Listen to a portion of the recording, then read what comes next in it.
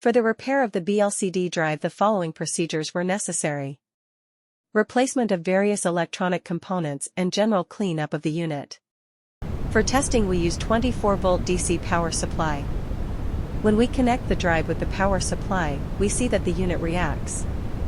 No further testing is possible due to the absence of additional units.